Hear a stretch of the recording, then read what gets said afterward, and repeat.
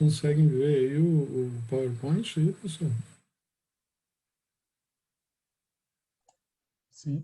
Ok. Então a gente está discutindo aí os circuitos osciladores senoidais, né? Então o último que eu falei era o oscilador por deslocamento de fase. Eu tinha mostrado esse modelo aqui, né? Esse modelo aqui, na verdade, esse aqui, em que eu disse, né, para vocês que era um oscilador cujo ganho aqui estava em malha aberta, né? E por conta desse ganho em malha aberta ser um número absurdamente grande, 200 mil para esse amplificador operacional, a saída dele fica altamente distorcida. Então, como a gente pode ver, né, o sinal aqui que deveria ser senoidal, por conta desse ganho elevadíssimo, né, e por conta da saturação do amplificador, né, isso aqui então se torna um sinal de onda quadrada, né? Então a distorção máxima que tu pode causar aí no sinal senoidal. Então esse amplificador, esse circuito oscila por conta da realimentação, né, em que o sinal vem defasado 180 graus, e aqui o amplificador inverte de novo 180 graus, então tu tem um loop aí no circuito, né? E por conta então do ganho elevadíssimo, né, tu tem a condição lá, né, de que se o sinal atenuado aqui, sinal de saída, né, atenuado dessa rede passiva aqui, né, for 1, a saída aqui em V0 seria uma senoide perfeita. Se for menor do que 1, ela se torna uma senoide amortecida, e se for maior do que 1, ela é uma senoide não amortecida. E aí, dependendo do ganho, né, tu vai ter na saída uma saturação correspondente. Se esse ganho for muito, muito grande, né, que é o caso aqui do amplificador em malha aberta, então esse oscilador aqui então vai saturar extremamente o sinal de saída. Então a frequência aqui do circuito é essa equação aqui, né, raiz de 3 sobre 2πRC. Então calculando a frequência, né, com esses valores aqui de componentes, eu teria aqui 1021 Hz, e medindo aqui na simulação deu 1126, ou seja, deu bem próximo aqui da equação, o resultado do oscilador. Toda vez que vocês tiverem um sinal extremamente saturado, tá, essa equação aqui vai ser próxima do valor medido. A partir do momento que começar a virar senoide aqui, né, aí já tem um certo afastamento aí da equação original. Então, esse circuito aqui, né, ele é senoidal na saída aqui da rede atenuadora aqui, né? Então, como vocês podem ver que o sinal de saída aqui em verde, né, ele é bem pequenininho em relação ao V0, né, ele está bem atenuado, cerca de 30 dB a atenuação aí do sinal. E ele é senoidal, né? Então, só que a amplitude aqui é bem baixa. Então, uma maneira de resolver esse problema é conectar na saída aqui desse sinal senoidal, né, que é o que também realimenta o amplificador, um amplificador para dar ganho naquele sinal no verdinho aqui, né, nesse sinal senoidal, né? E se vocês quiserem ajustar a amplitude do sinal, né? Então, depois de passado pelo amplificador aqui, né, eu tenho um atenuador resistivo feito por um simples potenciômetro, né, que seria como se fosse um controle de volume, né, de um rádio, por exemplo. E então, na saída aqui em VS, finalmente na saída aqui do sistema, né, um buffer aqui, né, para isolar, né, a saída aqui VS do potenciômetro, do trimpote aqui, do resistor variável que está conectado na saída do amplificador que está dando ganho da saída do oscilador. Tá? Então, eu consigo fazer com que o sinalzinho aqui que está atenuado aqui, né? O que está em o sinal em verde aqui, né? Ser amplificado várias vezes, né? Eu posso fazer com que ele quase que atinja essa amplitude aqui na saída, então, aqui, né? No circuito. Desde que, né? A posição aqui desse resistor, né, esteja girada para cá, né? Se eu girar ela toda para cá, vai ter 0 volts aqui na saída. Ficou claro isso aí, pessoal?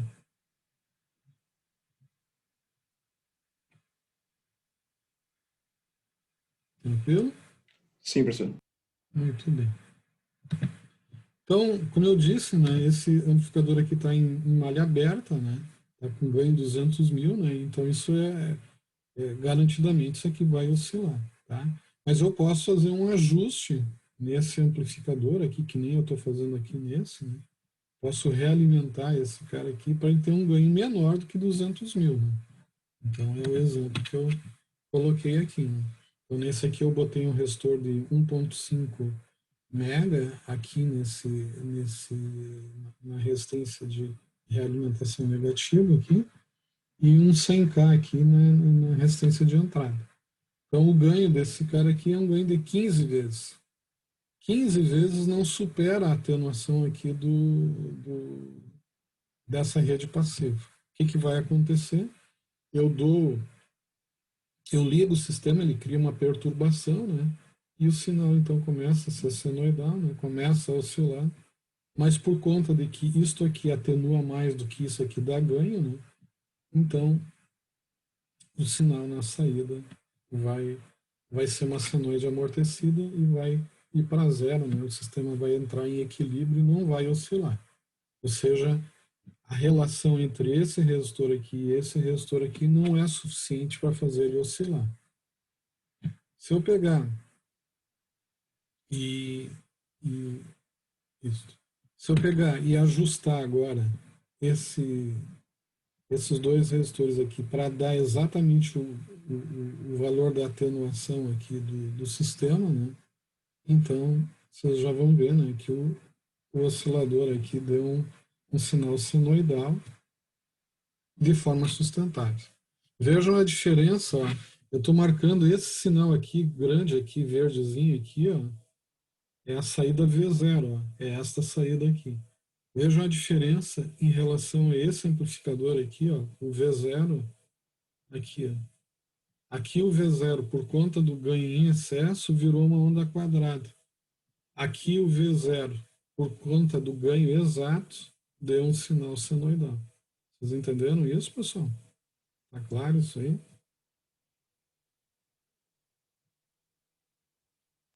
Sim. Tá, então eu realimentei esse amplificador aqui, né? Acertei bem direitinho o ganho dele, né? Para ter na saída em V0 um sinal de amplitude alta, tá? E ao mesmo tempo com baixa distorção. Por enquanto eu não consegui não ter nada de distorção. Aqui, ó, vocês podem ver que ele tem uma, ele tem uma não linearidade aqui no sinal, ou seja, tem uma leve distorção do sinal. Qual é a equação do oscilador? Continua sendo raiz de 3 sobre 2πRC, ou seja, os mesmos 1021 Hz, tá? E aqui medindo aqui no sistema de 1.36 kHz. Então, como eu disse para vocês, quanto mais senoidal for isso aqui, né, mais longe ele vai ficando dessa equação aqui. Né? Isso aqui funciona bem quando ele está saturado, mas quando ele está senoidal, ele se afasta um pouco desse valor.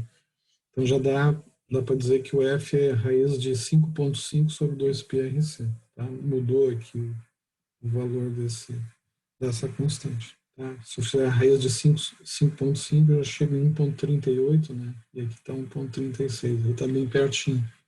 A estimativa está melhor daí da equação para a realidade. Bueno, quando vocês têm essa relação aqui, pessoal, AB igual a 1, Entendam que isso é que nem equilibrar uma balança mecânica ali, né? Você tem dois pesos, você quer acertar o ponto lá que os dois lados entram em equilíbrio ali, tá? Então é apenas um ponto ali, é uma condição bem difícil de atingir. Então o que que acontece? Na verdade, o ganho aqui está levemente acima de um, né, para conseguir sustentar esse, esse, essa oscilação. Se eu diminuo muito, caio na oscilação amortecida.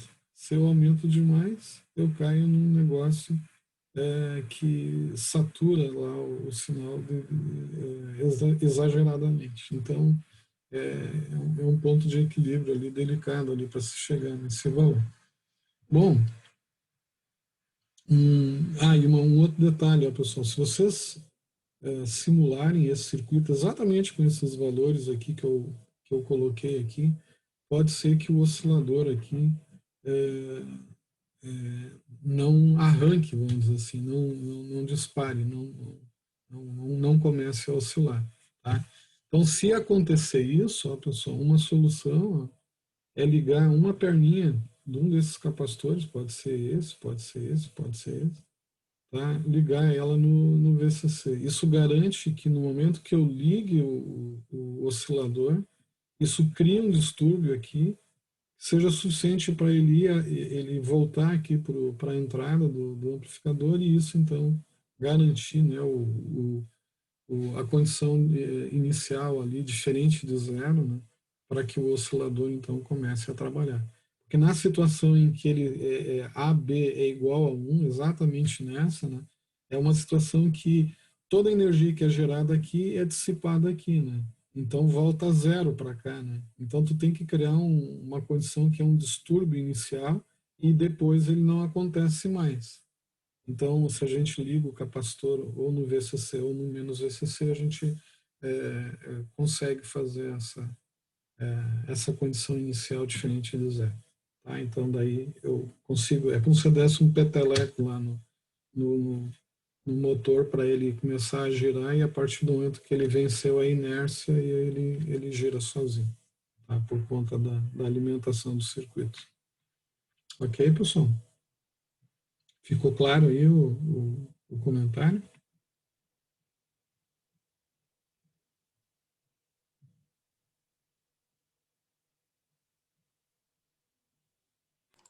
Professor, em termos Sim. de aplicação desse circuito, onde que se usa mais assim? Tu toca algum instrumento? Não vi, Nada. não vi quem é que perguntou. Vitor, Vitor, tu não toca nenhum instrumento? Se tu tocasse, eu poderia te dar uma sugestão bem, vamos dizer assim, que é bem comum, né? Seria como se fosse um diapasão. Tu sabe o que é um diapasão, Vitor? é um instrumento com cordas? Não, não, é aquele, é como se fosse um nu, assim, que tu dá uma batida em algum lugar, como se fosse uma vareta metálica encurvada, e quando tu bate, ela vibra, tum, ela gera uma frequência, né? Ela gera um tom, né? E aí, para quem é músico, né, aí ele calibra, né, eu também não toco nada de música, mas eu sei que serve para isso, né? Ele calibra lá a escala lá do violão, do violino, sei lá do que é que ele estiver tocando lá, né? Com essa nota, né? Um dó, um ré, um mi, um fá, um sol. Né? Depende, né? Tu pode ter diapasões com diferentes frequências, né? Uma que é uma frequência que é padrão, né? É o 440 Hz, né? Então, tu poderia, se fosse para, por exemplo, utilizar em circuitos de áudio, né? Tu poderia usar esse tipo de circuito aí para gerar um harmônico, um tom ali, né? Para tu poder, então, ter como referência, né? Para tu afinar lá o instrumento, né? Quando o cara é músico e tem o ouvido já calibrado, né? Então ele vai tocar e ele mesmo percebe que aquela nota tá dissonante ou tá correta. Mas vamos dizer assim, se tu quer realmente afinar o instrumento, né? Então tu usa um cara de referência, entendeu, Vitor? Entendi sim, professor. Daí tu vai dizer, mas tá, eu não sou músico, então isso aqui não serve para mim. Não, serve também, né? Se tu, por exemplo, tu tiver um sistema de áudio e ele está danificado. Tu tem um amplificador, tá, Vitor? E ele tá estragado. Aonde é que ele está estragado? Então tu pode usar um gerador, um oscilador desse, e injetar um sinal em todos os transistores, começando da saída até chegar na entrada do circuito, para tentar localizar em que parte do circuito o amplificador deixou de funcionar. Entendeu? Fazer uma engenharia reversa. Isso, né? Tu vai injetar o sinal lá no circuito, lá, né? E aí tu vai dizer, bom, no estágio de saída tocou no alto-falante, então não é o transistor de potência. Aí tu vai andando, andando, andando, até tu encontrar um lugar que antes daquele circuito tu aplicava o sinal, tu ouvia o tom na saída. Depois daquele circuito ele parou de tocar, então tu descobriu, localizou o trecho do teu circuito que não tá funcionando corretamente. Então é uma maneira de tu localizar um defeito, né, no circuito. Se tu for utilizar, por exemplo, na parte de circuitos de RF, tu vai ver que o sinal, é, esse sinal senoidal é utilizado como portadora, né, para tu poder transmitir sinais de rádio, né? Então, se tu tem um rádio AM ou FM na tua casa, né, com certeza tu tem que saber que o sinal chegou na antena da tua casa por meio da propagação radioelétrica, né, de um sinal modulado em amplitude ou em frequência, né, usando um oscilador, né, que nada mais é do que esse circuito aqui, claro, na frequência da tua rádio. Por exemplo, uma rádio AM, a frequência de oscilação vai entre 540 kHz e 1.600 kHz, mais ou menos essa faixa de frequência. Se for de FM, de 88 MHz até 108 MHz. O que que é essa frequência? É um oscilador senoidal com uma potência elevada, né? Que sai da antena lá da rádio para até chegar na antena do equipamento que tu tem na tua casa, né? Grande parte da energia vai ser dissipada pelo ar, né? Até chegar na anteninha lá do teu receptor, né? Então isso só é possível mediante um circuito oscilador lá que foi modulado, né? O sinal de voz, ou de música, enfim, né? Pode ser também um rádio que emite sinal, dados, né, digitais, né, também. E isso tem que se construir um oscilador para isso. Entendeu, Vitor? Sim, sim, Ah, perfeitamente. Agora ficou melhor. tem aplicações o oscilador tem milhares, né, de aplicações diferentes, né? Então, são só exemplos aí bem simples que eu estou dando aí, né? Tu vai ver isso aí ao longo do curso aí que tu vai precisar disso aí. Bom, vamos pensar, não é um exemplo de oscilador senoidal, né, mas uma coisa que a gente utiliza, eu estou utilizando aqui, vocês estão utilizando aí, são os computadores, né? Pode ser, eu não sei como é que vocês estão assistindo a aula, se é por meio de um celular ou de um PC, né? De qualquer sorte, essas máquinas todas elas são recheadas de osciladores. Se tu não tivesse um oscilador lá dentro, né, tu não teria como fazer o microprocessador andar, né? O oscilador é o que cadencia, né, que faz a coisa funcionar.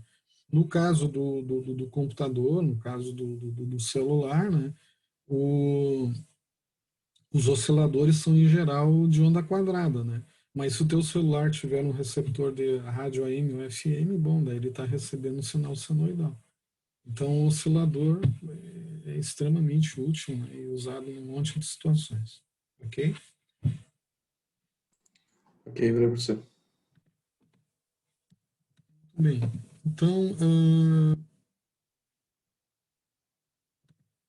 Eu, como eu disse aqui, o ganho é uma questão aqui delicada, né? Então, aqui vejam, eu botei 1.5 mega e 54K. Vocês percebem aqui, ó, o sinal verdinho aqui ó, se mantém aqui com a mesma amplitude, ok? Está sempre com o mesmo, com a mesma amplitude. Vejam, eu troquei 1.5 mega e 50K. Eu diminui 4K em 50. Menos de 10% eu variei aqui, né? E vejam o que aconteceu agora aqui, ó, pessoal. Ó, ele começou nessa amplitude, ficou um pouquinho maior, um pouquinho maior, um pouquinho maior, um pouquinho maior, um pouquinho maior. Não precisa um raciocínio muito dedutivo, né, para imaginar que esse sinal não vai parar, né? Ele vai continuar crescendo aqui, certo, pessoal? Estabilizou o sistema, no caso, né? Exatamente. Tá? Então, se eu não acertar bem o ganho aqui, né, ele vai continuar sendo senoidal, né, porque ele não está com ganho 200 mil, né, ele está com ganho aqui de 30 vezes, né, tinha que ser um ganho de 28, tem um ganho de 30 aqui, um pouquinho mais, né, mas isso já foi o suficiente para instabilizar o sistema. Tá? Então, vejam que não é uma tarefa muito simples aí de fazer, né? Tem que olhar com calma isso aí. E aí, se eu for medir aqui, né, vocês vão ver que a frequência de oscilação tende aí a para os mesmos valores aqui, né, pessoal? Tende aí para 1.4 kHz, né? Ou seja, em vez de ser raiz de 3, aqui já virou um raiz de 6 aqui. Tá? Então, em geral, esse é o maior erro aí que pode acontecer do oscilador. Então, ele vai ficar entre raiz de 3 sobre 2πRC e raiz de 6 sobre 2πRC. Ok? Mais do que isso, ele não vai escorregar, vamos dizer assim. Tá? Mas tem esse errinho aí que pode acontecer. Eu posso, então, um problema também que eu tenho aqui, né, quando eu ligo este nó aqui neste resistor aqui, é que este resistor aqui, de uma certa forma, está entrando em paralelo aqui com todo esse sistema, tá? Isso também contribui para alterar aqui a frequência de trabalho do oscilador. Um jeito de, vamos dizer assim, diminuir esse efeito aqui é colocar um buffer, tá? Entre esse nó aqui, que é o nó de saída senoidal, e a minha entrada daqui do meu oscilador senoidal. Então, botando esse buffer, tá? Aí esse resistor aqui não precisa ser muito elevado, né? Porque ele não vai atrapalhar, né? Se eu botar um resistor de 1K aqui e ligar sem esse buffer aqui, vocês vão ver que esse sinal se distorce bastante, tá? Então, um jeito de evitar isso aqui, né, é colocar, então, esse circuitinho aqui. Então, resumindo aí, né, o oscilador tende, então, desse tipo, tende, então, a uma frequência mais próxima de raiz de 6 sobre 2πRC, né, onde o RC é esses valores aqui de resistor e capacitor. O ganho aí tem que ser, a relação entre o R5 e o R4 tem que ser próximo de 28,9 dB, né? Então é só calcular. Você se lembra qual é a diferença entre dB e vezes, pessoal?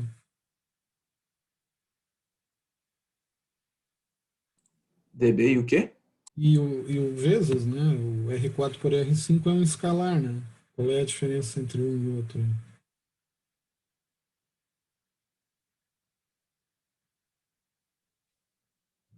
Não estão lembrados? Eu estava Tá falando aqui. falando uma, O que tem que a questão de ser. como é que eu cheguei nessa conta aqui, né? Como é que eu peguei e dividi dois números e cheguei em dB aqui, né? Tem a conversão do decimal para dB, né? Como é que Tem que faz fazer o, isso? tem que fazer o logaritmo, né? 20 logaritmo igual 20 a. log, né? Tem que lembrar que quando é ganho de tensão ou de corrente é 20, e quando é potência é 10, tá? Então esse aqui é ganho de tensão. Então é 20 log de R5 sobre R4, ok?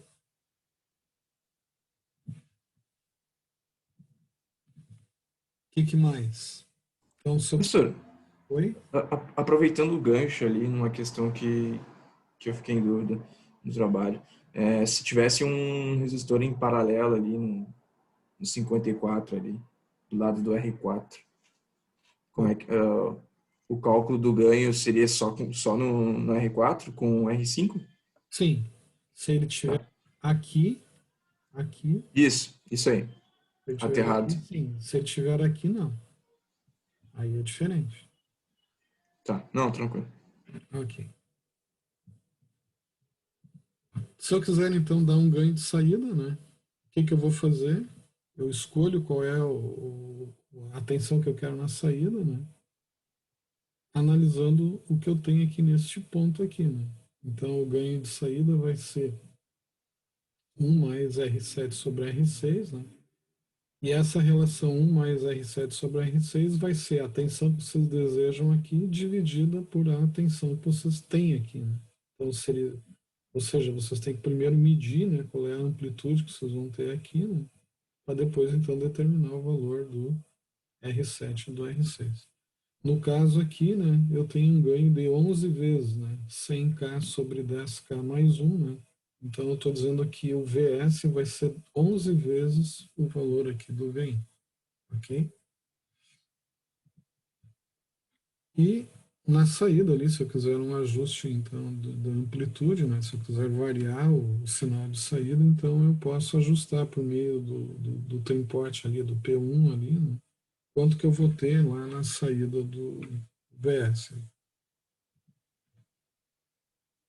Um outro circuito que eu posso ter, né, o oscilador, né, senoidal é o oscilador em quadratura. Então, como eu tinha comentado com vocês, né, em vez de eu usar 3 circuitos para defasar o sinal 180 graus, né, ou seja, cada seção dessa aqui estaria defasando 60 graus o sinal da saída em relação à entrada, né, eu uso quatro, né? Um, dois, três, 4 seções. Então, se eu tenho os mesmos 180 graus defasado e divido isso em 4 seções RC, né? Cada seção, então, aqui vai atrasar 45 graus. Ou seja, aqui eu atraso 90 graus e aqui eu atraso 90 graus. Se eu tenho um sinal senoidal e eu atraso 90 graus, então eu tenho na outra saída um sinal cossenoidal. Então, eles chamam de oscilador em quadratura, né? Quando vocês têm o seno e o cosseno no mesmo oscilador. Então, está aqui, né? Eu peguei e tirei o sinal, o V0 senoidal e o V0 cossenoidal. Então, o V0 é o maior, o senoidal é o verdinho, né? E o cossenoidal é o marronzinho aqui, que é o que tem menor amplitude. Tá? Fazendo isso agora, né, isolando com esses buffers, este oscilador aqui, então, tem uma frequência 1 sobre 2πRC. Tá? Muda aqui porque eu coloquei mais uma seção RC, né? Então muda a equação aqui do meu oscilador. Então, por mesmo 1K e 270 nano, eu tenho uma frequência bem mais baixa. Antes estava na faixa dos 1.400 Hz, né? Acrescentando mais um RC, pulou aí para perto de 600 Hz. Tá? Dividiu quase pela metade aí a frequência. Okay? A vantagem desse sistema é que ele é bem mais estável, né? Por conta desse acréscimo desse circuito, desse resistor e capacitor. Tá? Também o ganho do amplificador é menor. Vejam que eu botei aqui 50K e 455K, né? Então, essa relação, o R6 pelo R5 aqui é 19,2 dB, né? E isso garantiu, né, que o meu oscilador se mantém aqui, né? A oscilação se mantém estável, ok?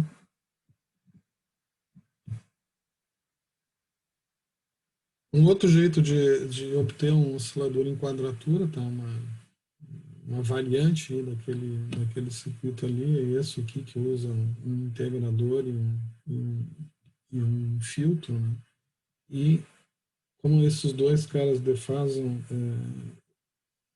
no limite 180 graus, acrescenta-se mais uma seção RC ali para ajustar, então, o ângulo certinho. Tá? Então, eu vou ter uma saída senoidal e uma saída cossenoidal. Então, aqui também a mesma questão do ganho, né? Em teoria, né? Se vocês têm o R1, o R2 e o R3 iguais, isso deveria de oscilar.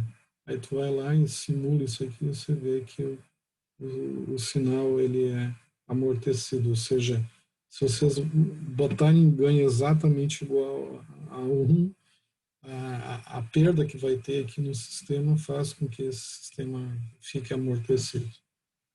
Então, um jeito de melhorar isso aí fazendo o R3 levemente maior do que o R1 e do R2, né? Então eu botei aqui 1,1 e aí vocês veem que ele se estabiliza aqui, né? Ele oscila, se estabiliza. E aí a frequência fica 1/2πRC também. Só que agora, por conta dos valores aqui, né? 1K e 10 nano, que eu mudei o valor do resistor e capacitor, né? Então, o oscilador aí ficou em 1,59 kHz na teoria, na prática ficou 1,49. Está bem perto da estimativa.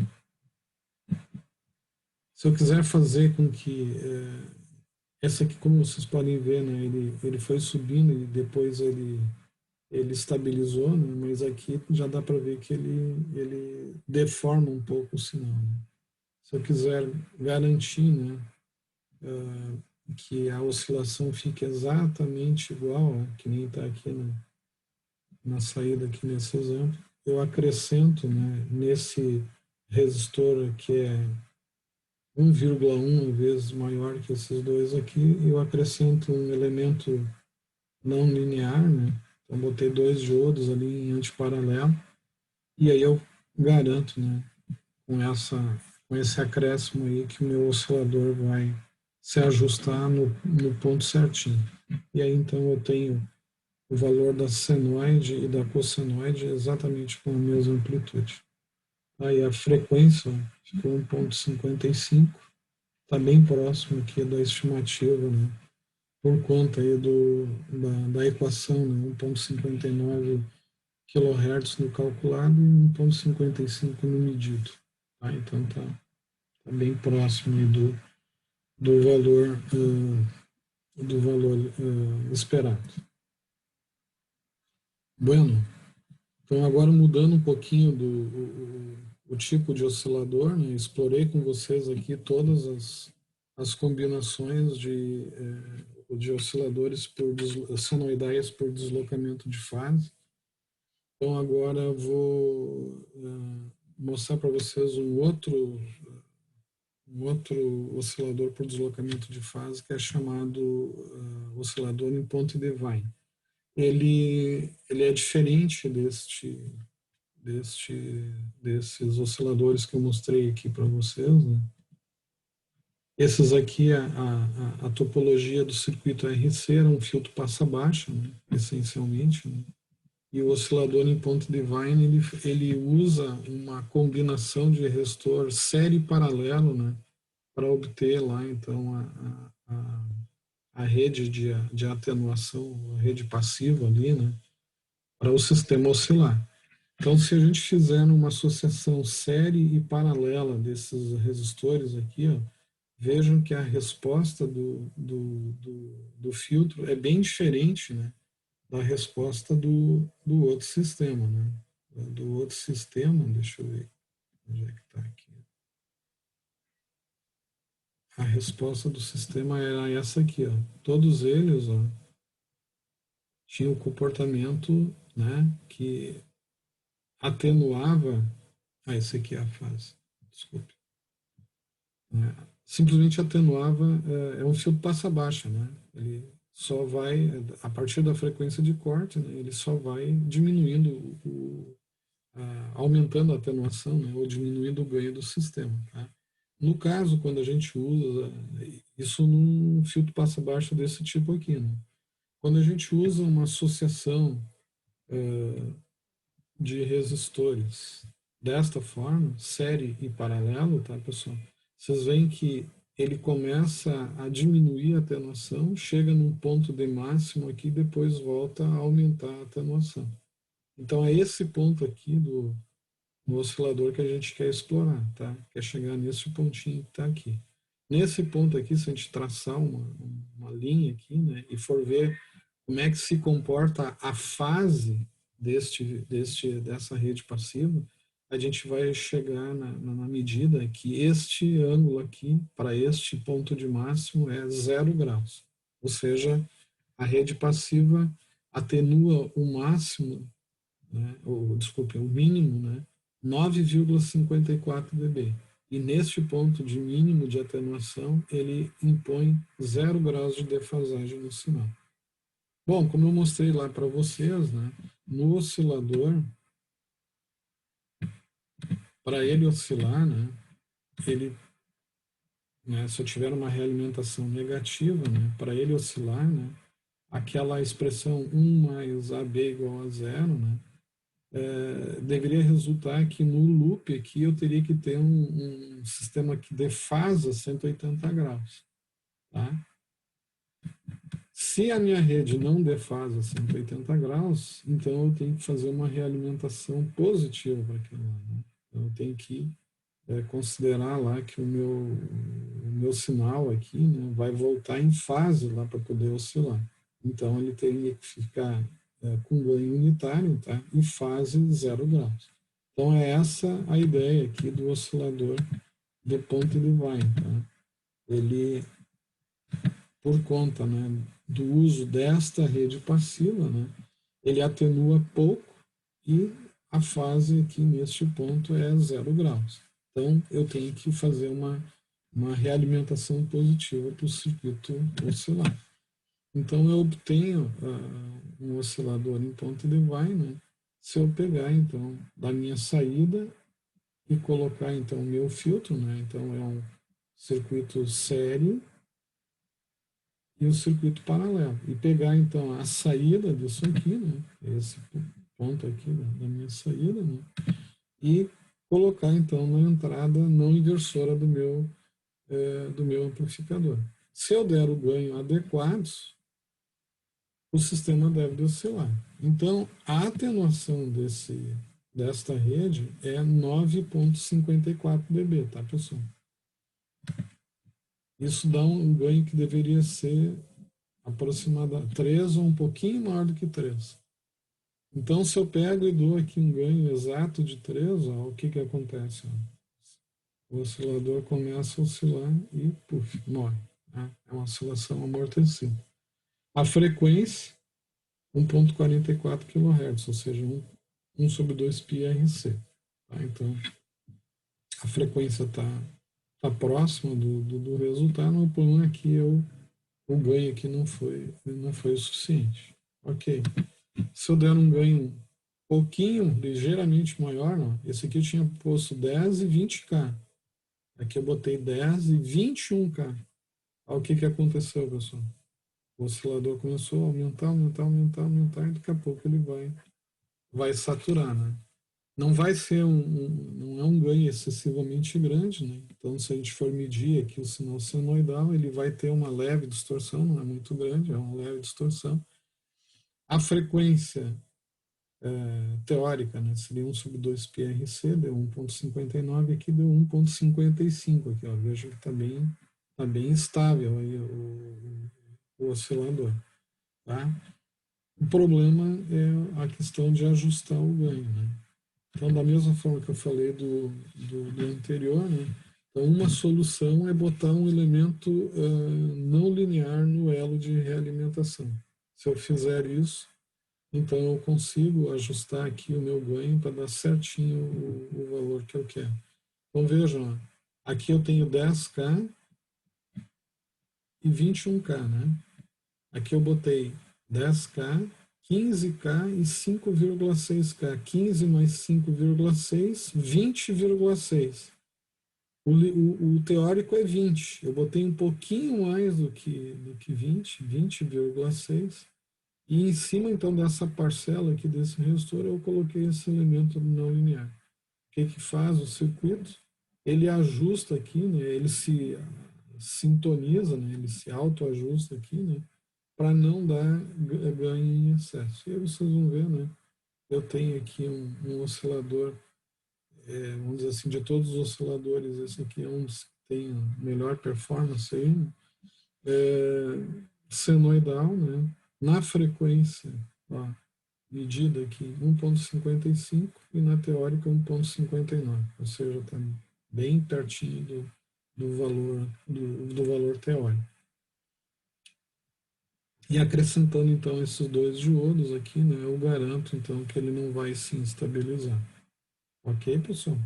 Tranquilo? Ok, professor. Muito bem. Bom, eu não explorei muito a questão depois eu até vou preparar um material aí para vocês, tá? De osciladores usando materiais cerâmicos ressonantes, né? Que então normalmente são os cristais de quartzo lá, né? Os cristais osciladores, né? Em geral, a gente não utiliza isso junto com o amplificador operacional porque o oscilador a cristal, ele, por conta da lapidação do material, né, ele normalmente ele é feito para trabalhar em alta frequência.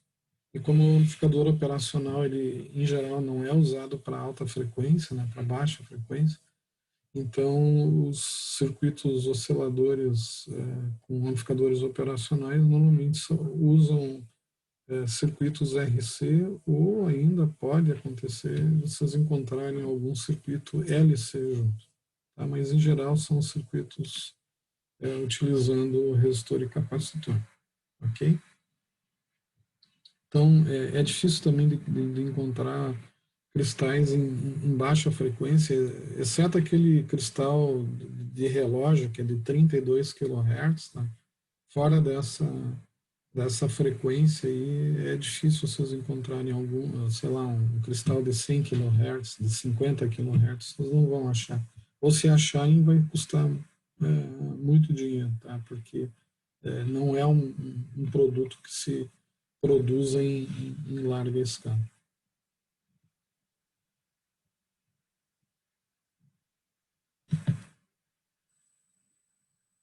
Então, continuando aqui, eu não consegui digitalizar, depois eu faço aqui. Tá? Conseguem ver aí, pessoal?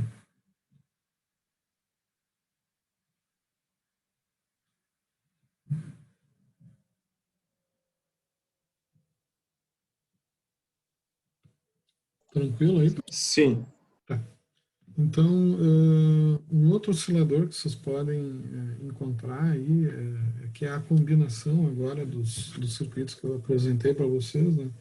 Então, um exemplo aqui é um oscilador de onda quadrada e triangular, né? Então, se vocês pegarem um integrador, né? O que é um integrador? Né? Um circuito que, se você botar uma constante do lado de cá, né? A integral de uma constante é uma reta. Se essa constante é positiva, a reta tem inclinação positiva. Se essa constante for negativa, tem uma inclinação negativa. Né? E a saída, então, desse integrador se realimenta por um comparador. Né? Como o comparador vai ter só dois estados possíveis, né? Ou é o mais VCC ou é o menos VCC, então completa, né? Fecha o loop aqui, né? Esse cara aqui bota mais VCC, esse cara aqui é um integrador com um sinal invertido, né? Então se você bota mais VCC, ele vai gerar uma linha decrescente. Esse sinal vai diminuindo, diminuindo, diminuindo, até que a tensão em Vx fica menor do que zero aqui. Nesse momento, o comparador com esterese vai para menos VCC. Se ele vai para menos VCC, o integrador agora começa a subir, né? E esse sinal vai subindo, subindo, subindo, até que a tensão aqui, né? Que aqui tem menos VCC e aqui um sinal que está entrando aqui, né?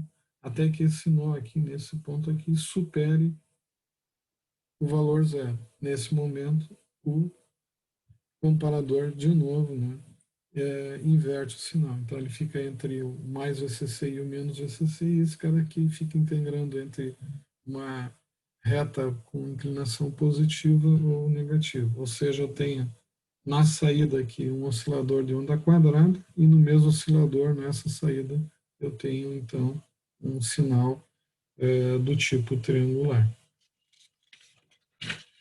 Uma outra situação que a gente poderia fazer também, né, é a combinação do oscilador que eu acabei de mostrar para vocês ali, o oscilador em ponte Devine, né? Então, eu tenho na saída aqui um sinal senoidal, eu passo isso aqui por um comparador por histerese, ele vai comparar dois limiares, né? Um sinal muito positivo, um sinal muito negativo, e vai gerar duas situações binárias aqui, né? Então, ele vai ficar em mais VCC ou em menos VCC. Ou seja, esse sinal senoidal, quando passa pelo comparador com histerese, vira um sinal do tipo onda quadrada. O sinal de onda quadrada passa por um integrador, né? Então, como eu acabei de mostrar aqui nesse circuito, né? E o integrador, então, vai transformar, né, o sinal de onda quadrada num sinal de onda triangular. Para ficar bem triangular, bem certinho, este RC aqui tem que ser igual a este RC aqui. Se vocês fizerem isso, vocês vão ter, então, no mesmo oscilador, um oscilador senoidal, um onda quadrada e um onda triangular. Todos eles sincronizados, né, na frequência do oscilador, vamos dizer, mestre, né, que é a partir desse aqui que os outros dois vão trabalhar. Beleza, pessoal? Tranquilo?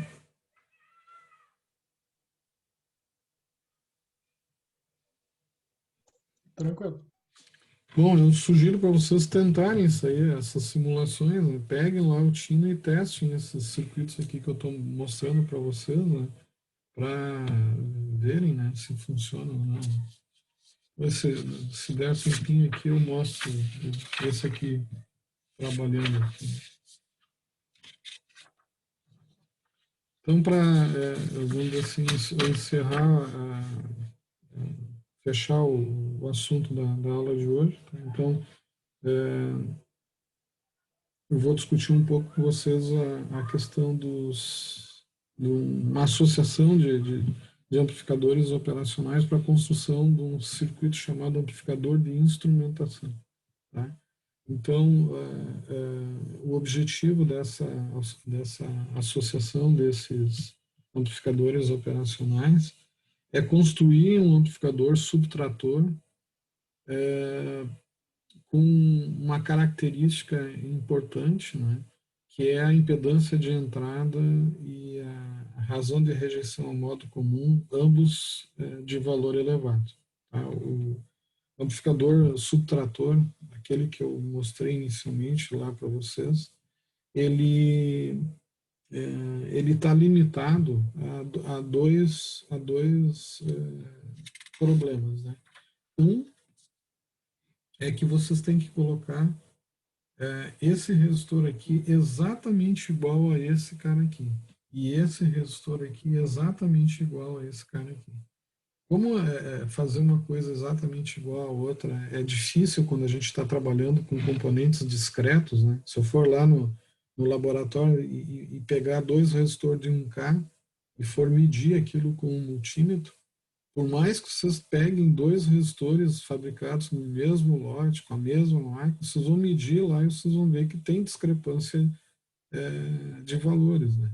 Então, essa equação aqui, ó, pessoal, ela só fecha, ela só é esta equação aqui quando esse resistor aqui for igual a esse e esse resistor aqui for igual a esse. Se não for, essa equação aqui vai mudar. Pode mudar pouco, mas não vai ser igual a essa aqui. No momento que isso aqui muda, tá, pessoal? Esta característica aqui, que é chamada de rejeição de modo comum, né, que eu mostrei lá para vocês, né, ela começa a se degradar. Aí isso é um problema nesse circuito. O outro problema que esse circuito tem é a questão da impedância que as entradas VA e VB enxergam quando eu pego e conecto o meu amplificador no circuito.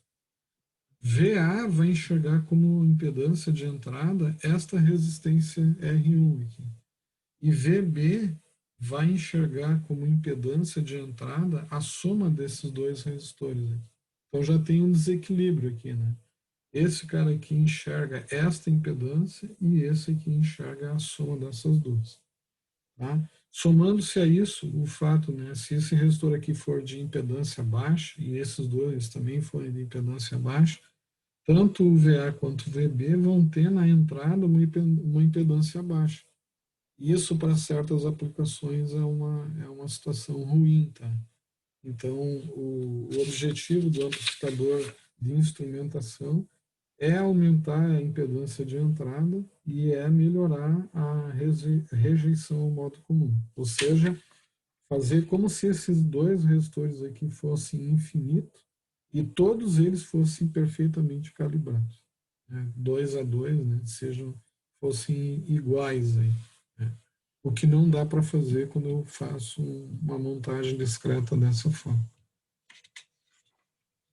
Bom, como é que eu melhoro a questão da impedância de entrada aqui do meu amplificador? Uma solução, né, é colocar aqui, né, um seguidor de tensão ou um circuito chamado de buffer, né, nas entradas VA e na entrada VB, né, tá? De modo que o Z, né, se eleve, porque agora como eu estou aplicando em VA a entrada aqui no amplificador operacional. E lembrando, né, que no modelo do amplificador operacional, a corrente aqui é nula, né? A corrente aqui é nula.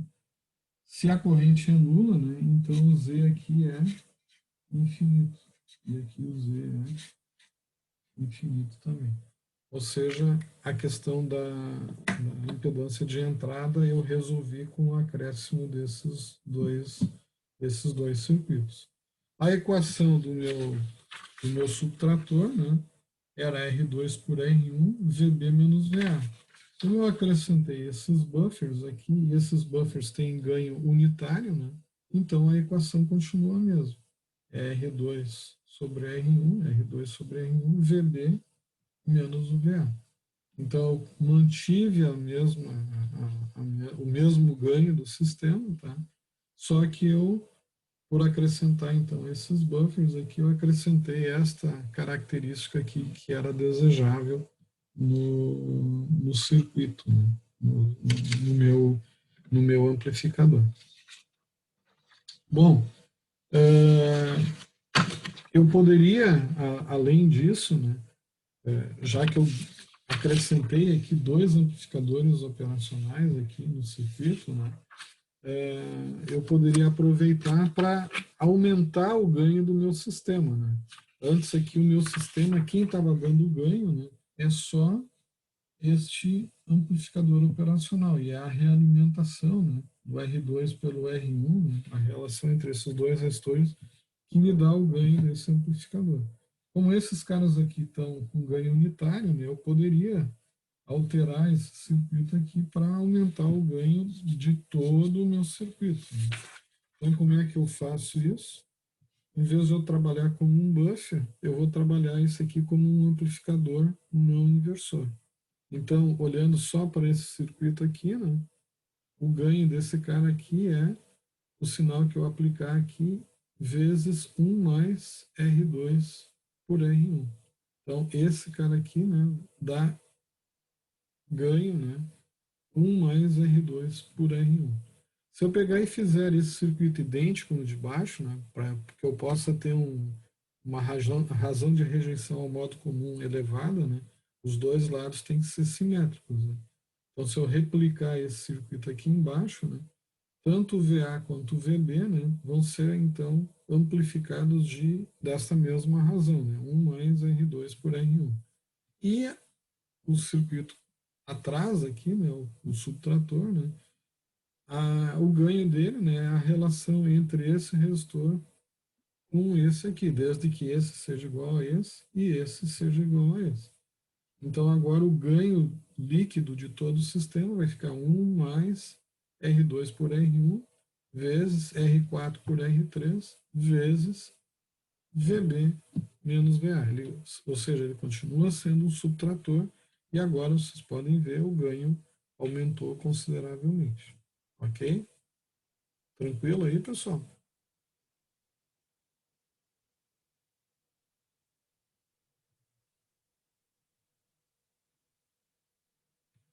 Tudo bem?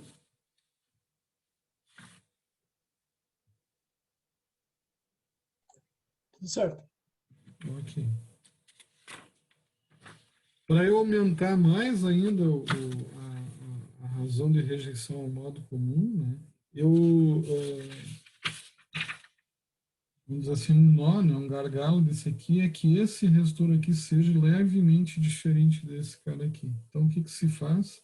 Se junta essas duas pontas aqui, né, e eu fico, então, finalmente, né, com a versão mais adequada desse amplificador, né, em que eu compartilho o mesmo R1 tanto para o amplificador de cima quanto para o amplificador de baixo. Tá? Essa é vamos dizer, a melhor configuração, né, possível para este amplificador com 3 operacionais. Também tem uma versão dele com 2 operacionais.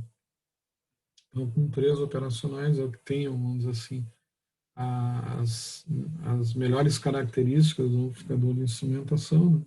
E no caso, então, desse cara aqui, né, é como se eu pegasse aqui esse R1 aqui, né, juntasse um R1 com outro R1, ficam dois R1 aqui. Né? Então, na equação aqui, ó, ele vai aparecer 1 mais 2R1 sobre R2, né? R2 é o mesmo nos dois lados, que multiplica R4 dividido por R3, VB menos VA. VB menos VA. Então, esta é a melhor configuração de amplificador de instrumentação, né? Usando, então, 3 amplificadores operacionais. Bom, essa categoria aqui de circuito tem implementada comercialmente num chip, tá, pessoal? Então, vocês não precisam montar esse circuito aqui com 3 operacionais. Vocês até podem fazer, tá? Mas tem integrados que com essa configuração já embutida num único integrado, tá? Então, os amplificadores, botei aqui um exemplo, mas tem diversos, tá? Um deles, um que é bastante utilizado aí comercialmente, é o INA 121, tem o INA 128, INA 133, tem vários, tá? Então, ele já é um amplificador de instrumentação comercial, tá? E todo o circuito dele, então, tá dentro do integradinho. O que os caras fizeram? Eles tiveram uma sacada boa, tá? Para variar o ganho desse circuito aqui, né, eu posso alterar vários elementos aqui para alterar o ganho. Por exemplo, ó, se eu quero alterar o ganho deste circuito aqui, eu posso alterar este resistor aqui. Só que se eu alterar esse resistor aqui, eu também tenho que alterar esse resistor aqui, concorda? Porque os dois têm que ser o valor R2. Se eu botar aqui 10K, aqui também tem que ser 10. Se eu botar 15 aqui, isso aqui não pode continuar 10. Ele tem que ser 15 também. Ok, pessoal?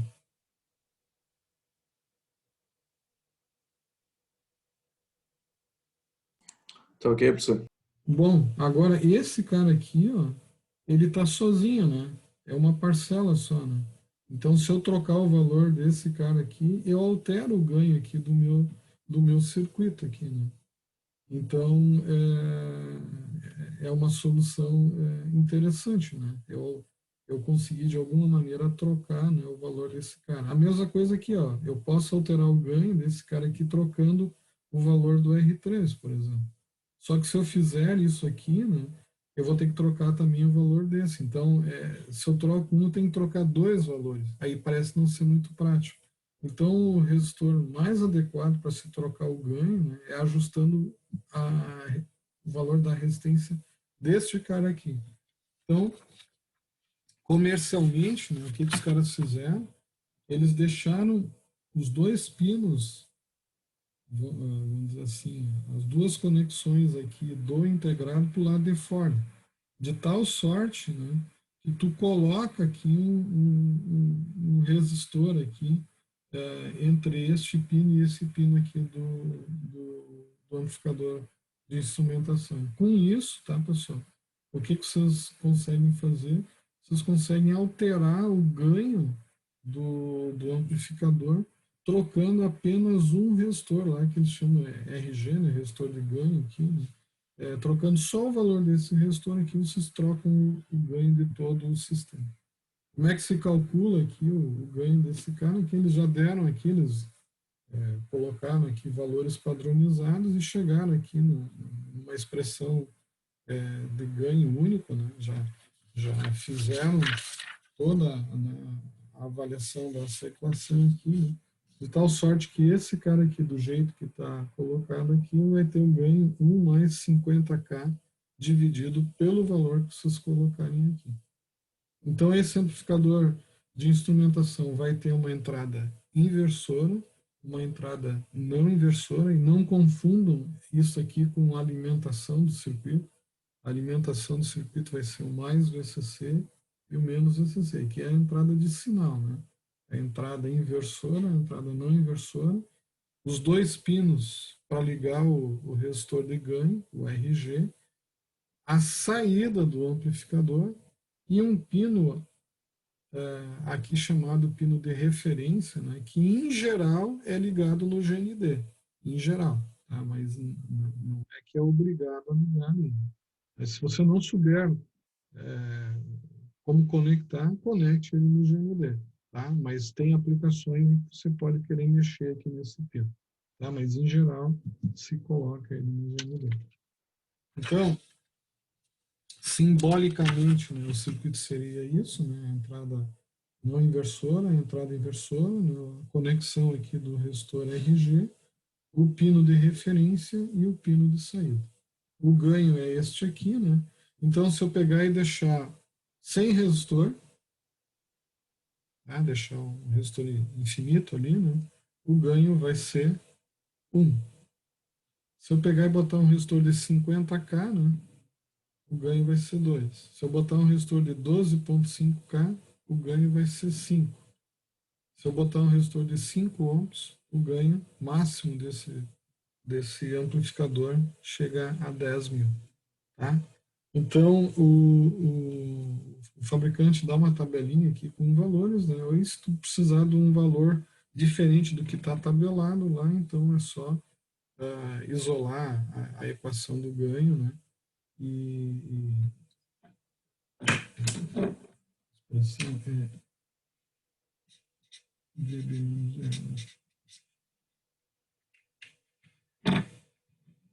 então é só aplicar aqui a expressão aqui e vai se descobrir lá, né? Então qual é o valor do RG. Ok, pessoal? Aplicações típicas aqui para o circuito. Então, como eu disse para vocês, ó, coloquem os, né, se não tiver nenhuma especificação aqui para o pino de referência, coloquem ele no GND, ajustem o valor do ganho, né, o resistor para o valor que vocês querem de ganho na saída, apliquem os sinais nas entradas não inversor e inversor. Né, o sinal de saída, então, da expressão do ganho, né, 50K sobre RG mais 1 vezes VB menos VA, né, é o valor da saída. E muito importante, né, eu normalmente não desenho, mas aqui para chamar a atenção de vocês de novo, né, para essa questão do ruído, né, então vale a pena lembrar, né, quando vocês forem ligar o circuito de alimentação, ele é tensão simétrica, né, mais VCC e menos VCC. Que valor que é isso? Mais 5, menos 5, mais 9, menos 9, mais 12, menos 12, depende da aplicação de vocês. E não esqueçam de botar os capacitores de bypass aí, tá? Os capacitores de filtro, tá, pessoal?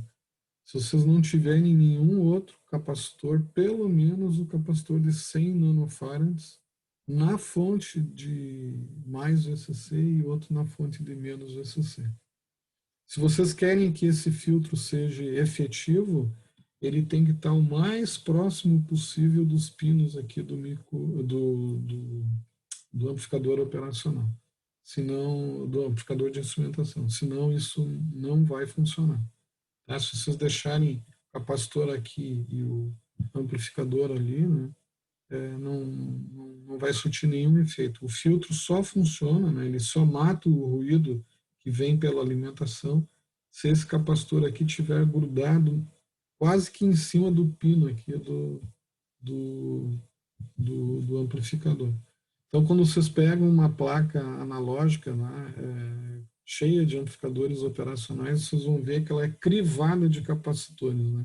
Ela precisa de pelo menos 2 para cada amplificador que vocês forem utilizar. Não, se vocês têm 5 aqui, mas está todo mundo ligado na mesma alimentação. Sim, mas esse filtro aqui só filtra o sinal deste amplificador. Então, se você tem 5 desses caras, você vai ter que ter 10 capacitores, né? 2 para cada amplificador. Tá? Não esqueçam desse detalhe aí.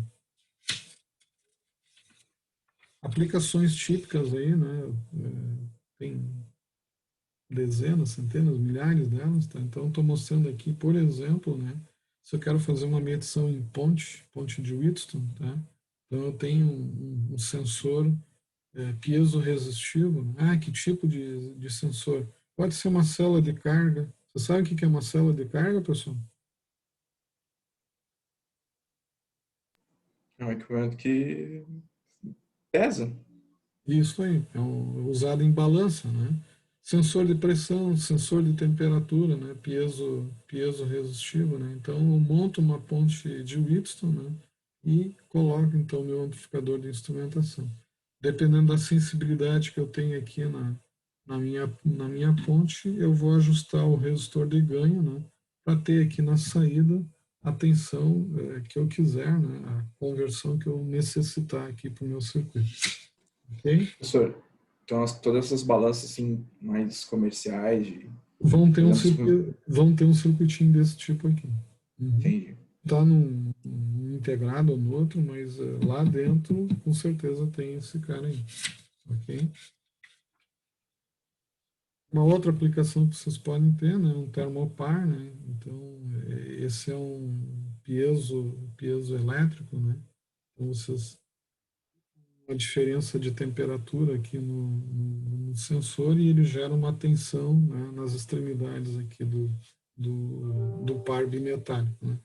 Então, o amplificador de instrumentação vai medir, né, esse sinalzinho que é microvolts lá, né, vai dar o ganho, então, né, porque ele, lembrando, esse ganho aqui pode chegar a 10.000 vezes, né, então ele amplifica bastante. Mas tem que ser 10 metais diferentes, né, para ter essa Sim, diferença. sim, um par bimetálico, né? Por isso o termopar, né, é uma dupla, né, de uma liga de 2 metais, né? Pode ser um termopar tipo K, tipo J, tipo T, tipo E, tem vários, né? Depende do material que vocês estão utilizando, constanta ferro, né? Bom, aí tem as ligas lá, tem como é que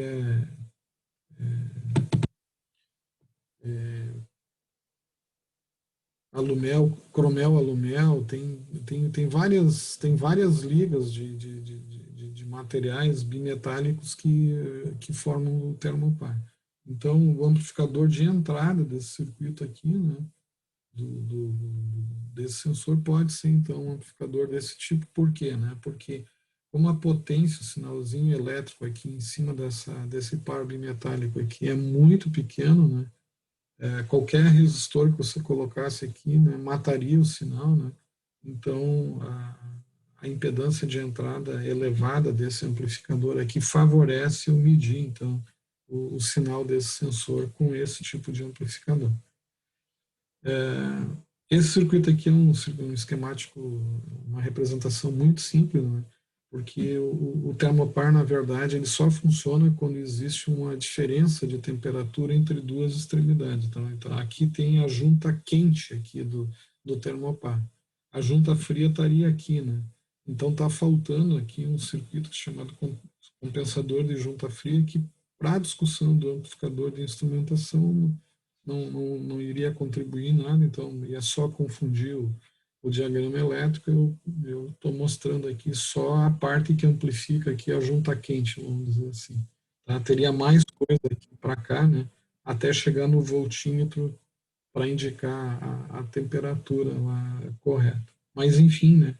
Para amplificar o sinalzinho desse cara aqui, em geral, se utiliza um amplificador de instrumentação. Tá bom, pessoal? Normalmente quem faz essa compensação é o controlador, né? Já no circuito integrado. Não, muitas vezes é analógico. Tu tem um outro sensor que pode ser um diodo, enfim, né? Um outro elemento lá que tu consegue medir a temperatura ambiente e aí tu faz na saída desse cara aqui, tu faz uma subtração analógica e aí quando tu aplicar lá no controlador lá, tu já tem a compensação feita automática. Senão tu teria que fazer lá no processador lá, né? Esta correção, né? Muitas vezes acontece que a correção também, talvez seja isso que tu esteja te referindo aí, Vitor, que a curva não é linear, né? Então tu tem que fazer um processo de linearização aí, né? E aí, então, sim, aí fazer ele Não. analogicamente, né? Aí tu teria que fazer um amplificador operacional realimentado com um elemento não linear para ter um comportamento logarítmico ou exponencial, enfim, né? Para corrigir isso aí. Aí analogicamente, a solução é mais difícil, então fica mais fácil fazer em software isso. Mas normalmente a compensação de junta fria se faz de forma analógica. E depois é que se corrige a curva para linearizar ela. Ok? Beleza? Então tá, pessoal. Por hoje eu vou ficar aqui. Depois eu acrescento esse material e deixo lá no Moodle. Valeu, professor. Bom final de semana aí. Então, obrigado, boa noite. Até mais, pessoal. Professor, uma boa noite, hein? Boa noite, meu querido.